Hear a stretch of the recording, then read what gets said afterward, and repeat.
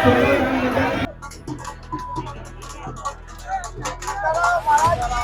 की भारत की बेटी हो। ये आपके चैनल के माध्यम से सनातन हिंदू एकता पद यात्रा हो रही है। आप तो इसी क्षेत्र के ही हैं, तो आपसे विनम्र आग्रह है कि आप के क्षेत्र के जितने लोग ज़्यादा से ज़्यादा लोग आ पाएँ इस पद यात्रा में शामिल हो, क्योंकि सनातन को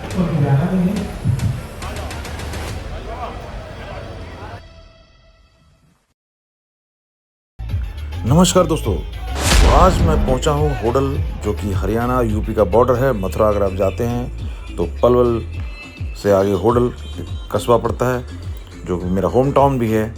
और आप देख सकते हैं यहाँ पर एक बहुत ही मशहूर मंदिर है चमेली वन, वहाँ के बाबा पहुँच रहे हैं। कहाँ पर आगे आगे मैं आपसे बात करता हूँ, बताता हूँ। नमस्कार दोस्तों, तो आज मैं पहुँचा हूँ होडल में। होडल जो कि हरियाणा और यूपी का बिल्कुल बॉर्डर है, यहाँ से कोसी स्टार्ट होता है। और आज यहाँ पर गुरुदेव बागेश्वर पीठाधीश धीरेन्द्र कृष्ण शास्त्री जी आ रहे हैं। चित्रलेखा जी का जो ये गौशाला आश्रम है, जहाँ पर गौओं की सेवा की जाती है। आप देख सकते हैं गोपाष्टमी महोत्सव जो है आज मनाया जा रहा है 29 अक्टूबर। तो यही बिल्कुल मेरा घर पास में, तो इस मौके को मैं कैसे चूक सकता था। तो बागेश्वर धाम पीठाधीश की जो यात्रा स्टार्ट होने वाली है, उससे रिलेटेड सारी जो सिलसिला शुरू हो चुका है। भक्ति न्यूज़ को मैं कई बार रिक्वेस्ट कर चुका हूँ, भक्ति न्यूज़ के ऊपर आप बने रहें, उसको शेयर सब्सक्राइब कर लें। उसी के ऊपर मैं सारी चीज़ें मैक्सिमम डालने की कोशिश करूंगा। अभी चलते हैं आश्रम के अंदर, देखते हैं क्या है गतिविधि और कौन कौन संत यहाँ पहुँचने वाले हैं। चलिए चलते करते हैं। तो आश्रम पास में ही वहीं पर आयोजन किया गया था दोस्तों। आश्रम के अंदर तो नहीं था, बाहर अलग से पंडाल बना हुआ आप देख सकते हैं। पार्किंग की व्यवस्था भी की हुई थी यहाँ पर, और पीछे एक पंडाल जिसके अंदर सभी संतगण पधारे और काफ़ी लोग भी आए।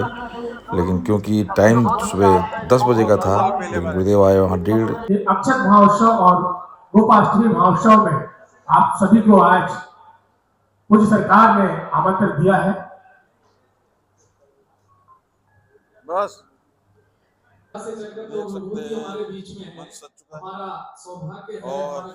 लेकिन गुरुदेव आए वहाँ 1:30 या पौने 2 बजे के आसपास, तो काफ़ी और धूप बहुत तेज थी। लेकिन किस तरीके से आयोजन आगे बढ़ा, किस तरीके से लोगों ने स्वागत किया, किस तरीके से सारी चीज़ें हुई, जो बात आयोजन का मकसद था आमंत्रण देना सनातन एकता यात्रा के लिए, और वो अक्षत के रूप में जो चावल बांटे जाते हैं वो सब, वो किस तरीके से जब बंटने की बारी आई, क्या अफरा तफरी मचती है, बहुत सी चीज़ें ये आपको आंखों देखा हाल वहाँ से शो कर रहा हूँ। बाकी अलग अलग वीडियो मैंने 2-3 वीडियो डाली है, जिसमें चित्रलेखा जी ने क्या कहा, बागेश्वर गुरु जी ने क्या कहा, और संतों ने जो जो मेन बात हुई है वो अलग अलग वीडियो भक्ति न्यूज़ चैनल पे मैं डाल चुका हूँ। आप उस चैनल पे जाकर डिटेल में सारी चीज़ें देख सकते हैं।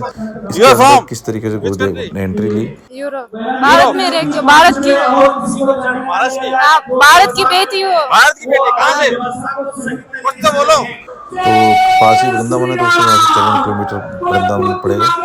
तो वहीं से कुछ संतगण या कुछ और भी जिस तरीके से वो अंग्रेजों का मंदिर, इस्कॉन मंदिर के भी कुछ पुजारी या वहाँ पर रहने वाले फाउंडर भी हैं, तो उन्हीं में से कोई होंगे। अब इस तरीके से देखिए मंच के ऊपर गुरुदेव का और चित्रलेखा जी का आगमन होता है, और फिर किस तरीके से सारी चीज़ें होती हैं। संतों ने अपनी अपनी बात रखी, कैसे स्वागत किया, क्या क्या सब चीज़ हुई, मैं आपको इस वीडियो में दिखा रहा हूँ। फिर इसके बाद 24 से लास्ट में बात भी करेंगे कि किस तरह से कैसे क्या आयोजन होने वाला है, क्या सब चीज़ें होंगी। इस वीडियो को पूरी डिटेल में देखें। आपको एक तरह से लाइव प्रसारण मैं दिखाने का प्रयास कर रहा हूँ इस वीडियो के माध्यम से। तो इस तरीके से गुरुदेव ने मंच पर आगमन किया और सभी ने स्वागत का सिलसिला शुरू किया। और आप देखेंगे अभी चित्रलेखा जी भी आएंगे और धीरे धीरे सभी संतगण गुरुदेव का भी स्वागत करेंगे और सिलसिलेवार अपनी बातों को रखेंगे। और कुछ संतों की बातों को मैं इस वीडियो में रख रहा हूँ, पर मंच पर हमारी नज़र थी बागेश्वर गुरु जी के ऊपर, और कैसे कैसे लोग, नेता, प्रधान, आसपास गांव के जितने भी गणमान्य लोग थे, किस तरीके से मिलते हैं, किस तरीके से सारी चीज़ें होती हैं, उसको देखें। तो दोस्तों, 100 बात की एक बात, सनातन एकता यात्रा, जिसके अंदर हिंदुओं को ये करने की बात, जाति पाति से बचने की बात, और इन सब आयोजन के लिए दूसरी बार यात्रा की जा रही है अपने कात्यायनी माता के मंदिर छतरपुर से वृंदावन के बीच, जो कि वहाँ से चलते हुए बॉर्डर फरीदाबाद, फिर बल्लभगढ़, फिर पलवल, फिर होडल, और इस तरीके से वृंदावन कोसी होते हुए वृंदावन पहुँचेगी यात्रा। तो उसी के लिए जगह जगह संतों से मिलना, और जो भी पड़ाव हैं उस जगह प्रधान, नेता, MLA जो भी है उनसे सारी चीज़ें कोऑर्डिनेट करने का कार्यक्रम सिलसिला शुरू हो चुका है। अब बिल्कुल नज़दीक दिन है, 7 नवंबर ज़्यादा दूर नहीं, तो इस वजह से सारी चीज़ें हो रही हैं। और आप देख सकते हैं किस तरीके से स्वागत करने की प्रयास।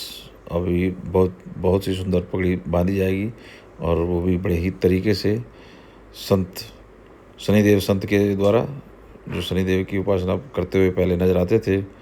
एक दौर था दोस्तों, टीवी के ऊपर अक्सर प्रवचन चलते रहते थे, एक टाइम वो भी था। लेकिन आज सोशल मीडिया का ज़माना है और संतों को पास देखने हैं, और अब तो गाने भी बनने लगे हैं, मेरा दिल लग गया है बाबा में।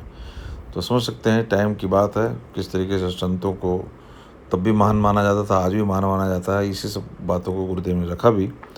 और यहाँ पर किस तरीके से पगड़ी बांधी जाती है ये भी देखें। चित्रलेखा जी का आगमन हो गया, सभी को से मिलना स्वागत का कार्यक्रम चला। उसके बाद सिलसिलेवार संतों ने अपनी अपनी बातें रखी और अंतोगत्वा उनका यही प्रयास था कि भाई ज़्यादा से ज़्यादा लोग जुड़ें, क्योंकि रोड पर भीड़ होगी और एक मैसेज जाएगा कि वाकई देश हिंदुओं का है और हिंदू एक है, और जात पात से देख सकते हैं आप किस तरह से कोशिश ना करें, क्योंकि सभी संतगण पधार चुके हैं और मंच के ऊपर क्या महिमा है अक्सर कहा भी जाता है इधर से।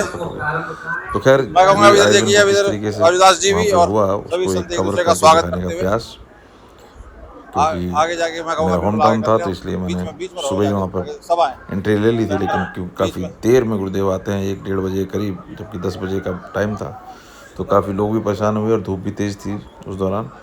और उसके बाद लेकिन उनका जिस तरीके से चलता है कि आते के साथ ही उन्होंने सबकी जय में उनकी भी जय कर दी। देख पापड़ सकते बन गए थे, मंच के ऊपर बैठे हैं 9 बजे से क्या बेचारे भव्य दृश्य। पापड़ बन गए, उनकी भी जय हो।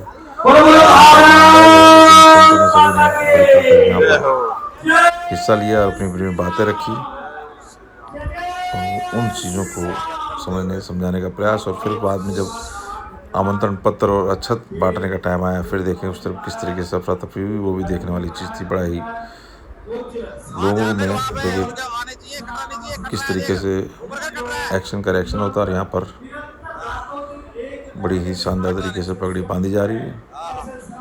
तो इन सब वीडियो को रिकॉर्ड करना और इन सब चीज़ों को रॉ वीडियो आपको दिखाने का मकसद यही है कि अगर आप किसी आयोजन में नहीं हैं तो आपको एहसास कराया जाए, दिखाया जाए कि आप होते तो ये सारी चीज़ें आपको देखने को मिलती लाइव। एडिट करके काट करके पार्ट चीज़ें दिखाना एक अलग कंसेप्ट होता है, लेकिन रॉ वीडियो, इसीलिए भक्ति न्यूज़ चैनल मैंने स्पेशल इसी वक्त मकसद से बनाया है कि जो भी डिटेल हो बागेश्वर गुरु की जितनी आयोजन होते हैं और जितनी मैं कर पाता हूँ उनको मैं आपके सामने रखूँ। तो आप देख सकते हैं कि मनमोहक दृश्य है और आगे किस तरीके से ये आयोजन चलता है वो भी देखते हैं। और सबसे मेन है किस तरीके से जब वहाँ के प्रधान जो मंडल के लोग हैं उनको सबको आमंत्रित किया गया था और उन्हें आमंत्रण पत्र और पीले चावल के जो अक्षत के रूप में बांटे जाते हैं वो बांटने का प्रोग्राम था बेसिकली। और फिर संतों ने इसी आयोजन में सबसे बात रखी और गौशाला में भी जिस तरह से कुछ 8 मंजिलों की जो है हॉस्पिटल है बेसिकली, जहाँ गायों का इलाज होता है, यहाँ पे जो घायल हैं, बीमार हैं, तो उसके लिए भी ये आयोजन। तो कहीं ना कहीं सभी संतों ने मिलकर और फिर वहाँ के प्रधान नेता किस तरीके से मिलते हैं, फैमिली को ला के मिलते हैं, वो सब चीज़ें देखने वाली चीज़ जरा देखें। तो वो आसपास के जितने भी प्रधान नेतागण हुए और आसपास जो भी मंडल, जो इन सब चीज़ों का आयोजन बेसिकली सिलसिलेवार एक सिस्टमेटिक ढंग से किया जाता है कि सब लोगों को एक तरह से कार्यभार कि आप ये देखेंगे, आप वो देखेंगे, तब वो सारी चीज़ें इम्प्लीमेंट होती है। तो उसी सब चीज़ का प्रयास था यहाँ पर सभी मिलते हुए और अपनी बात को रखते हुए। और उसी बीच दिल्ली कैबिनेट मंत्री कपिल मिश्रा जी की भी एंट्री होती है और वो भी सभी संतों से मिलते हुए यहाँ नज़र आते हैं। और जब बातों में आगे बात हुई तो उसमें मतलब ये बात भी आगे आई कि सुबह से दौरा चल रहा है और साथ साथ इस जो एकता यात्रा है उसके लिए प्रयास जारी है, लोग से मिलना और किस तरीके से जो अड़चने हैं उन सब चीज़ों के ऊपर और कैसे चीज़ें इम्प्लीमेंट होंगी, क्योंकि एक यात्रा सिर्फ देखने की यात्रा नहीं है, उसमें बहुत सी चीज़ें सुरक्षा बदलो कारणों से भी और भी चीज़ सुविधाओं के हिसाब से भी, और किसी ऐसी भी दिक्कत ना आए कि जिसका अनुमान ही ना हो कि भाई ये भी दिक्कत आ सकती थी। तो सब चीज़ों पर सिलसिलेवार जिम्मेदारी बांटने का और इस तरीके से मिलने का आयोजन। ये दृश्य होडल जो कि बॉर्डर है हरियाणा का यूपी का, वहां पर यहाँ से आज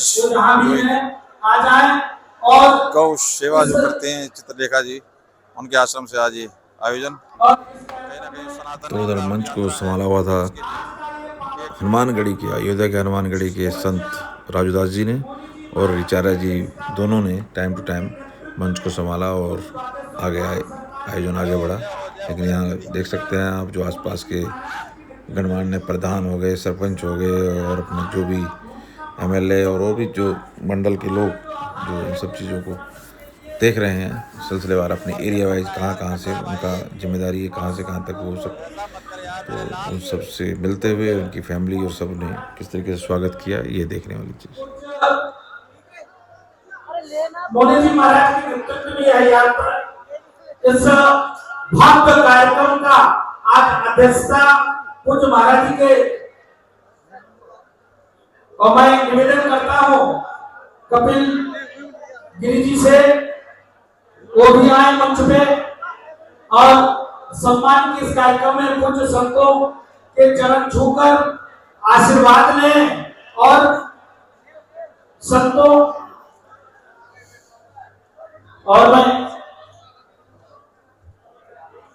मैं निवेदन करता हूं कि कुछ बागेश्वर सरकार के अति लाडले अति श्रेही, जिनको कुछ सरकार खूब मानते हैं, इसलिए मानते हैं तो राजनीतिक दल के, लेकिन उनको संत जैसे स्वभाव से मानते हैं, इसलिए क्योंकि वो निरंतर हिंदुत्व के लिए, हिंदू के लिए, सनातन के लिए काम करते हैं। ऐसे में निवेदन करता हूं दिल्ली के माननीय मंत्री कपिल मिश्रा जी, वो मंच पे आए और संतों से आशीर्वाद लें और जी कपिल भैया आप देख सकते हैं इस तरीके से सिलसिलेवार सभी। कपिल मिश्रा, अरे कपिल मिश्रा कैबिनेट मंत्री दिल्ली से पधार चुके हैं। कपिल मिश्रा भी इस तरीके से ये सब चीजें हमारे बाद अभी वो मंच संभालेंगे और गौ सेवा और किस प्रकार से प्रकल्प आगे बढ़ रहा है, किस प्रकार से निरंतर इस सेवा को आगे बढ़ाने का कार्य चल रहा है, वो आकर और इसमें संबोधन करेंगे। मैं विपिन बेसला, जिला अध्यक्ष भारतीय जनता पार्टी, वो आए हैं, उनको भी बहुत बहुत साधुवाद देता हूँ। वो भी आकर पूज्य संतों से आशीर्वाद लें, मंच पर आ जाए, संतों का चरण छूकर माननीय जिलाध्यक्ष जी आशीर्वाद लें। और मैं पुनः प्रत्यक्ष भैया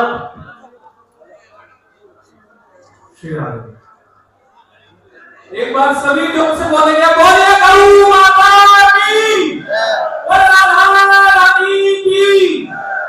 देखिए सभी क्षेत्रवासियों से अनुरोध है, विनम्र अनुरोध है, महाराज श्री ने भरपूर टाइम दिया है। किसी को भी ऐसा लगता हो कि हमें टाइम नहीं मिलेगा, सबको टाइम आराम से मिलेगा। महाराज श्री सबको अपने हाथों से अक्षर देने के कार्यक्रम के लिए आए, गोपाष्टमी का आशीर्वाद देने के लिए आए। आप सभी बैठ जाए और मैं निवेदन करता हूँ मंच पर जितने भी लोग हैं, जो कार्यकर्ता है, धीरज जी एक बार मंच पर सभी को सामने से हटवा दे, मेरा निवेदन है। सबको एक बार हटवा दीजिए, सभी बैठ जाएंगे, सबको दर्शन हो पाएंगे, सभी एक बार मंच से इधर हो जाएंगे। सभी से निवेदन है आप संतों के दर्शन करने दीजिए, सामने से थोड़ा सा हट जाए और सभी संतों का दर्शन करने दीजिए। सभी हमारे क्षेत्रवासी और सामाजिक संस्थाएं, गौ सेवा धाम परिवार एवं सभी आए हुए भक्तजनों की तरफ से मैं हमारे आए हुए सभी संतों के चरणों में विनम्र निवेदन करता हूँ, उनका हार्दिक स्वागत करता हूँ। पूज्य महाराज श्री आए हुए सभी संतों के लिए तो एक बार जोरदार तालियों से सभी संतों का स्वागत कीजिए। हमारे ब्रज की धरा पर होटल में महाराज श्री ने एक कार्यक्रम दिया, समय दिया, सब संतों का आशीर्वाद हमें प्राप्त हुआ। जोरदार तालियां। स्वागत की श्रृंखला को विश्राम करते हुए निवेदन करता हूं, स्वागत अभी विश्राम है, सभी बैठ जाए, तो पीछे खड़े हुए लोग बैठ जाए। भैया सभी बैठ जाओ पीछे, जितने भी लोग खड़े हैं सभी बैठ जाइए, सभी पीछे जो भी खड़े हुए कार्यकर्ता लोग सभी से निवेदन है कृपया बैठ जाइए। आप सभी का बहुत बहुत धन्यवाद, सभी बैठ गए हैं। बड़ी शांति प्रिय गति से आप सब हम सबने इस कार्यक्रम को इस आयोजन को बड़ा ही सफल एक रूप दिया है। ब्रज वृंदावन की ये धारा है, मैं सभी संतों से और महाराज श्री का ध्यान एकत्रित करना चाहता हूं। महाराज श्री, ये जो ब्रज नगरी है, ब्रज वृंदावन, पूरा क्षेत्र 84 कोस की ये योजना है, 84 कोस का ये परिधि है। इस पूरी परिधि के अंदर कोई भी ब्रज के अंदर गौ माता यदि बीमार है, किसी गौ माता को उपचार की आवश्यकता है, तो एक ऐसा प्रयास पूज्य देवी जी ने गौ सेवा धाम के माध्यम से किया है। बीमार गौ माताओं को कहीं भी इलाज के लिए परेशान ना होना पड़े, उन गौ माताओं का संपूर्ण इलाज ये ब्रज धरा पर गौ सेवा धाम हॉस्पिटल निरंतर 12 साल से करता आ रहा है। और आज तक इस गौ सेवा धाम परिवार की ओर से, डॉक्टर्स की टीम की ओर से तकरीबन 40-50 हजार गौ माताओं का इलाज किया गया है, जिन्हें स्वस्थ किया गया है, उपचार किया गया है। और इससे बड़ी बात, पूज्य देवी जी ने एक संकल्प लिया है, आप सब संतों के आशीर्वाद से, जितने भी मंच पर सभी संत विराजमान हैं, हमेशा से पूज्य देवी जी कहती है बचपन से, जो भी आज प्रभु की कृपा है वो सब संतों का आशीर्वाद, संतों की कृपा से, संतों के आशीर्वाद से ही ये जो सेवा चल पा रही है, जो गौ माताओं का इलाज हो पा रहा है, ये सब संतों की ही कृपा है।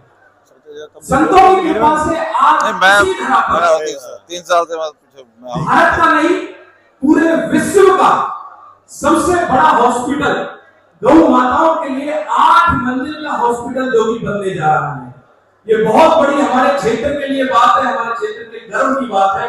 तो मैं निवेदन करता हूं, एक बार जोरदार तालियां। पूरे विश्व के अंदर ये रिकॉर्ड है, हमारी पूरी टीम इसको रिसर्च में लगी, सबने एक एनालाइज डाटा दिया कि क्या हम गलत तो नहीं है। पूरे विश्व के अंदर गौ माताओं के लिए 8 मंजिल का हॉस्पिटल कहीं भी नहीं है, जो पहली बार पूज्य देवी जी के द्वारा बनाया जा रहा है। प्रयास ये रहेगा, मनुष्यों को अच्छे अच्छे इलाज मिलते हैं, मनुष्यों को हॉस्पिटल मिलते हैं, मनुष्यों को उपचार मिलता है, संस्थाएं भी काफी प्रयास करती है, गौ माताओं के लिए, गौशालाओं के लिए भी संतों का काफी। तो आप देख रहे हैं दोस्तों किस तरीके से मिलना मिलाना और उपहार देना, ये सब चीज़ें मंच के ऊपर चली। सभी ने एक दूसरे से मिलकर अपने अपने तरीके से अपने उपहार और अपने फ़ोटोशूट सारी चीज़ों को कंप्लीट किया। करने के बाद संतों ने अपनी अपनी बातें रखी और उसके बाद जो कि मैं बता रहा हूँ कि आपको अलग अलग वीडियो में बात रखी, काफ़ी बड़ी स्पीच है। जैसे बाकी जो ने तो करीब 33 मिनट की बात रखी है। उधर क्या कहते हैं कि चित्रलेखा जी की भी 10 मिनट की है और भी संत थे, तो कुछ कुछ उनकी मेन बात है तो अलग अलग मैंने वीडियो डाल दी है। और अब उसके बाद जब ये आयोजन संपन्न होता है तो फिर उसके बाद अच्छा तो अब निमंत्रण पत्र देने की बात होती है, तो उन मेन लोगों को जो मंडल और प्रधान उसका भी बात होती है, लेकिन वो मंच पर किस तरीके से लोग टूट पड़ते हैं, सभी के सब इस टाइम प्रधान और सब नेता बन के सारे टूट पड़ते हैं और क्या रहती है अफरा तफरी, किस तरीके से फिर भी बहुतों को चावल का दान और अक्षत के रूप में और क्या कहते हैं पत्र, जो आमंत्रण पत्र है वो भी किस तरीके से बांटे और किस तरीके से अफरा तफरी क्या माहौल था, ये भी देखें जरा।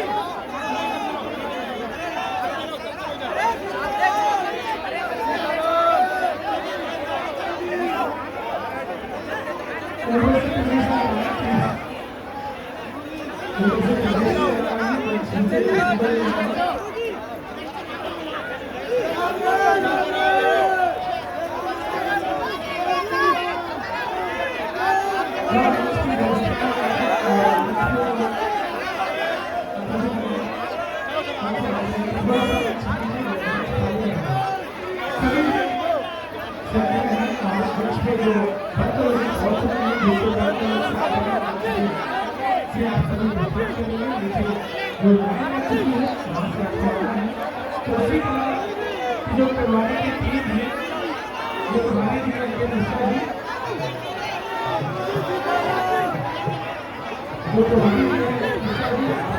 के साथ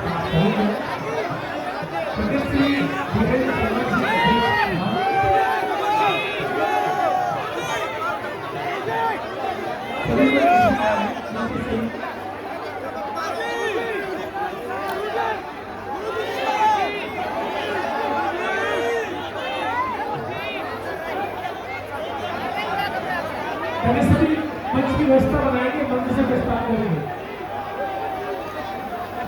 देशों की टीम थोड़ा दें, मंच से प्रस्ताव करें, थोड़ा पहले व्यवस्था बना लें, मंच से प्रस्ताव करेंगे, मंच की व्यवस्था थोड़ा बना लें, मंच खाली करा दें।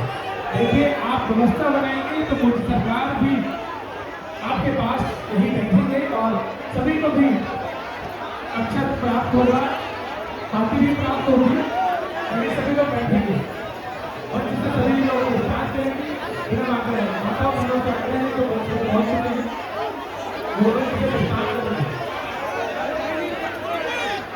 तो उसी तरह की पूरी टीम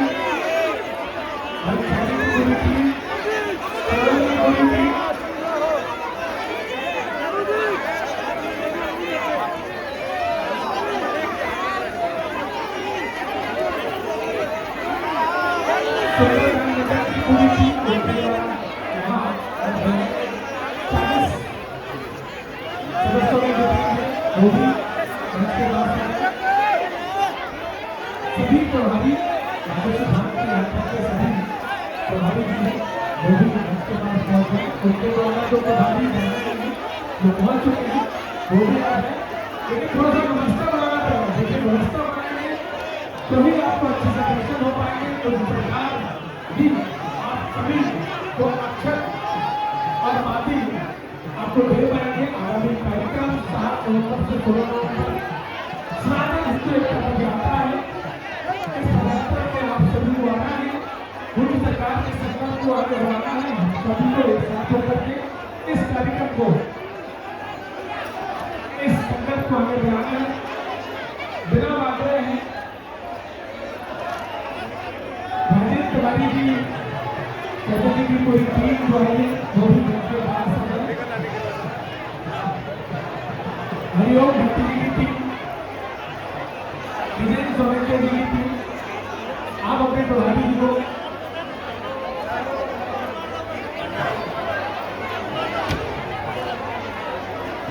देखिए आगे व्यवस्था की गई है। बीच में या पूरी सरकार को बैठना था, व्यवस्था कर रहे हैं।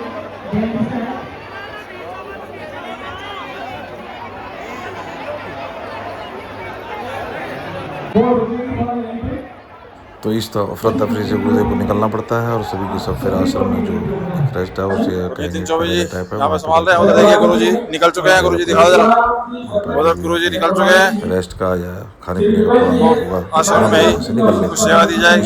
24 से क्या बात हुई जी, योगेश जी, ब्रजेश शर्मा जी, नाम चल रहा है, सबके नाम बोले जा रहे हैं। सीताराम दोस्तों, तो मैं आज होटल के उस जगह पे हूँ जहाँ पर आज गोपाष्टमी का महोत्सव था। हमारे साथ नितिन चौबे जी जुड़े हैं, उनसे अब समझते हैं, जानते हैं। जरा आयोजन बहुत जोरों पे चल रहा है, जगह जगह पे आह्वान किया जा रहा है, क्या कहेंगे जरा? जय श्री राम, जय बागेश्वर धाम की सबसे पहले तो गोपाष्टमी और अक्षत महोत्सव भी आज यहाँ पे मना है, तो आप सभी की बहुत बहुत शुभकामनाएं। 7 नवंबर से 16 नवंबर तक पूज्य सरकार की पदयात्रा है और जो कि दिल्ली कत्यानी माता मंदिर से प्रारंभ होकर के वृंदावन धाम तक पहुंचेगी। उसी को उपलक्ष्य में लेकर के आज 29 तारीख को यहाँ होटल मंडी में देवी जी चित्रलेखा जी के जो आश्रम है, गौशाला है, वहां पर आज कार्यक्रम हुआ। पूज्य सरकार भी यहीं पर थे। ये आपके चैनल के माध्यम से सनातन हिंदू एकता पदयात्रा हो रही है। आप तो इसी क्षेत्र के ही हैं, तो आपसे विनम्र आग्रह है कि आपके क्षेत्र के जितने लोग ज्यादा से ज्यादा लोग आ पाएं, इस पदयात्रा में शामिल हो, क्योंकि सनातन को लेकर के पदयात्रा हो रही है और जात पात का भेदभाव मिटा करके सभी हम आप सभी हिंदू भाई सब एक हैं। इसी संकल्प को लेकर के पूरी सरकार पुनः निकले हैं, क्योंकि पूर्व में भी पदयात्रा हुई थी जो कि बागेश्वर धाम से ओरछा धाम हुई थी। अब द्वितीय पदयात्रा हो रही है और प्रथम पड़ाव 7 नवंबर से प्रारंभ हो रहा है। तो आपके चैनल के माध्यम से विनम्र आग्रह है सभी भक्तों को, बागेश्वर धाम परिवार के जो भक्त हैं, कि आप सभी आइए इस पदयात्रा में। इन 10 दिनों में एक दिन का समय अवश्य निकालिए और पदयात्रा में शामिल हुए। एक मैंने भक्ति न्यूज करके चलन स्पेशल बाप लोगों के लिए किया है, कथा और इसी से रिलेटेड जितनी जानकारी है सब मालूम है। भक्ति news channel, make in media भाई, भक्ति न्यूज चैनल जो है आपका, और इसमें केवल के नाम को लेकर के, संतों को लेकर के आप अच्छे वहाँ पे उनके प्रवचन भी हो, उनकी जानकारी है। और अच्छा है आप भक्ति न्यूज चैनल से जुड़े और आगे बढ़े, क्योंकि आपके घर में भी भक्ति पहुंचनी चाहिए, जन जन तक पहुंचनी चाहिए। इसलिए भक्ति न्यूज चैनल से आपको जुड़ना अति आवश्यक है। बहुत बहुत धन्यवाद। और कौन कौन सी कोई भी आगे आगामी यात्रा से पहले कोई अगर जानकारी देना चाहें, क्योंकि मैं भी जगह जगह जा रहा हूँ और समझ रहा हूँ। यात्रा से पहले तो अभी यात्रा की ही तैयारी चल रही है लगातार ही, गुरुदेव भगवान अभी मीटिंगें चल रही हैं और पदाधिकारी भी लगे हैं। अब जहाँ टेंट का जो व्यवस्था है, जहाँ टेंट लगने हैं, 9 जगह पे टेंट लगने हैं, 9 पड़ाव है जहाँ रात्रि विश्राम है, तो वहाँ पर भी टेंट की व्यवस्था देखने के लिए टीम पहुंच चुकी है। प्रभारी जो 9 प्रभारी हैं वो भी पहुंच चुके हैं, हर जगह वो अपनी व्यवस्था कर रहे हैं। पूरी मेहनत से पूरी टीम जो है तैयारी में लगी है। अच्छा, कोई जैसे आ रहे हैं उनको जो व्यवस्था उनके लिए, जैसे वो जी रहेंगे, कैसे खाएंगे, कहाँ क्या कुछ व्यवस्था थोड़ा सा? जो बाहर से भक्त आ रहे हैं, करीब 1 लाख भक्त पहुंचेंगे, ज्यादा भी पहुंचेंगे, मिनिमम 1 लाख तो पदयात्रा में रहेंगे, तो 1 से बढ़ के 5 लाख 10 लाख भी हो सकते हैं। उनके लिए जहाँ रात्रि विश्राम है और दिन में विश्राम है, दिन में 2 घंटे का विश्राम है, वहाँ भी रुकने की व्यवस्था, भोजन की व्यवस्था की गई है। और रात्रि में जहाँ विश्राम है वहाँ भी रुकने की व्यवस्था और भोजन की व्यवस्था की गई है। दोस्तों, हम जुड़े रहेंगे भक्ति न्यूज चैनल पे। सारी अपडेट मैं जगह जगह जहाँ जहाँ पे पड़ाव है, जहाँ जहाँ पे गुरुजी रुकेंगे, मैं जाके जो भी वहाँ संत मानता है उनसे जानकारी लेकर अपडेट देने की कोशिश करूँगा, कैसी व्यवस्था है, क्या कुछ है। आशीर्वाद बना रहे। बहुत बहुत धन्यवाद आपसे जुड़ने के लिए। और आज का आयोजन मैंने सब कवर किया, आपके सामने रखा है। ऐसे ही प्रयास जारी रहेगा इस चैनल के ऊपर। आप बने रहें, जुड़े रहें, शेयर और लाइक सब्सक्राइब करते रहें। बहुत बहुत धन्यवाद, बहुत बहुत धन्यवाद।